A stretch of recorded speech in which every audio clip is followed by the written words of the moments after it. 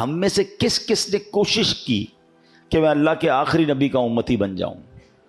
کسی نے بھی نہیں کی، کیونکہ ہم تو پیدا ہوئے لکیلی آخری نبی علیہ الصلوۃ والسلام کے امتی بن گئے۔ ہم میں سے کوئی حضرت موسیٰ کے دور میں بھی تو پیدا ہو سکتا تھا، کوئی حضرت عیسیٰ کے دور میں پیدا ہو جاتا۔ کبھی سوچا آپ نے؟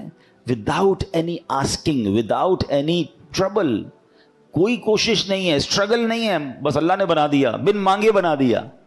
یہ کتنا بڑا انعام ہے، کبھی آپ نے سوچا؟ حضرت موسیٰ علیہ نبینا علیہ السلام، طویل واقعہ ہے، مگر ایک بار آپ آخری امت کے فضائل پڑھ رہے تھے تورات شریف میں، پڑھتے پڑھتے کیا عرض کرتے ہیں پتہ ہے؟ حضرت موسیٰ کلیم اللہ سے باتیں کرتے تھے، کہتے یا اللہ مجھے آخری نبی کا امتی بنا دے۔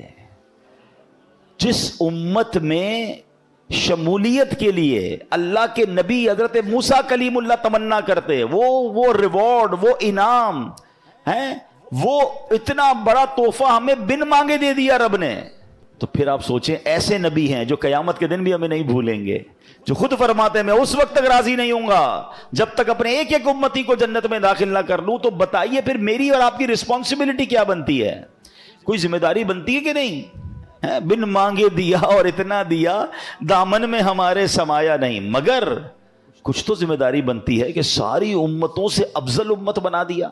آپ کو پتہ ہے کتنی امتیں آئی ہیں؟ 1,24,000 کے قریب انبیاء کم و بیش دنیا میں آئے، سب کے تقریباً چاہنے والے ان کی امت کے لوگ ہوں گے، مگر اس امت کو آخری امت ہے، اور چونکہ جناب رسول اللہ کی امت ہے اس لیے سب سے افضل امت قرار دیا گیا۔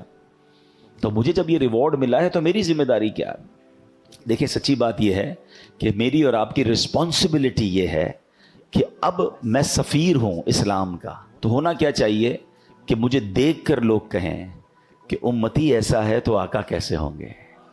یہ اتنا سچا ہے تو اس کے نبی کی سچائی کا عالم کیا ہوگا؟ یہ اتنا ایماندار ہے، اس کے نبی کیسے امین ہوں گے؟ یہ اتنا با اخلاق ہے، اس کے پروفٹ علیہ الصلوۃ والسلام کا اخلاق کیسا ہوگا؟ ہونا کیا چاہیے تھا کہ آج دنیا بھر میں ہم سے مل کر لوگ مسلمان ہو جائیں، ہم سے تعلقات رکھ کے لوگ مسلمان ہوں اور اسلام کو اچھا کہیں۔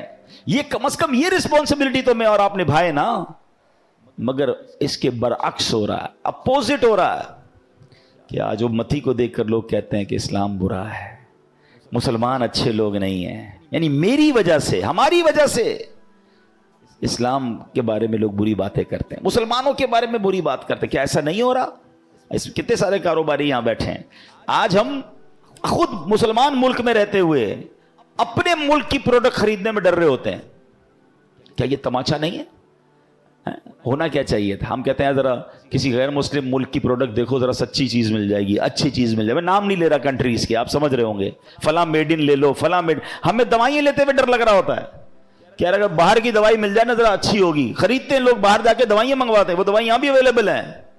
کیوں؟ اس کا مطلب مسلمان تو ہیں مگر ایسا لگتا ہے دل میں ویسا ایمان نہیں جیسا ہونا چاہیے۔ تھوڑے سکوں کے لیے، تھوڑے پیسوں کے لیے لوگ ملاوٹ کر رہے ہیں، تھوڑے پیسوں کے لیے لوگ جناب دھوکہ دے رہے ہیں، حالانکہ اللہ کے حبیب علیہ الصلوۃ والسلام فرماتے من غش فلیس منا، جس نے دھوکہ دیا وہ ہم میں سے نہیں۔ رشوت لے رہے ہیں، سود کا کاروبار کر رہے ہیں، مرنا نہیں ہے۔ اچھا یہ سزا تو بعد میں جو ملنی ہے ملے گی، یہاں جو اسلام کا نام برباد ہو رہا ہے کہ آج لوگ میری اور آپ کی وجہ سے، جس کی وجہ سے ہو رہا ہے، میں سمجھانے کے لیے کہہ رہا ہوں کہ یار وہ اللہ کے حبیب علیہ الصلوۃ والسلام کو کیا منہ دکھائیں گے؟ دین کا نام تو روشن نہیں کیا، کم از کم ایسا کام تو نہ کرتے کہ دین بدنام ہو گیا، اسلام کے بارے میں لوگ باتیں کرنے لگے۔ آج ہم سے کاروبار کر کے کوئی مسلمان ہوگا، ڈر رہے ہیں لوگ مسلمانوں سے کاروبار کرتے ہوئے۔ آج مسلمان کو پیسے دو تو ڈر لگ رہا ہوتا ہے واپس آئیں گے نہیں آئیں گے، اچھا وہ اللہ رسول کی قسمیں بھی کھا رہا ہوگا۔ اب حال تو یہ ہو گیا جو زیادہ قسمیں کھاتا ہے اسے زیادہ ڈر لگتا ہے کہ یہ قسمیں کھائی اسی لیے رہ کے اس سے کام نہیں کرنا ہے۔ کیوں؟ ہونا کیا چاہیے تھا ہماری زبان ہوتی اور وہ ایک ہوتی۔ اچھا اب یہ تو ہو گئی اجتماعی بات۔ اب ہم کہیں یار سبھی خراب ہے، آپ سب کو چھوڑ دیں، سب کو ٹھیک کرنا میری ذمہ داری نہیں ہے، اپنے آپ کو تو ٹھیک کریں نا، اپنے حصے کا تو چراغ جلائیں نا۔ قبر میں سب ساتھ جاؤ گے اکیلے جائیں گے؟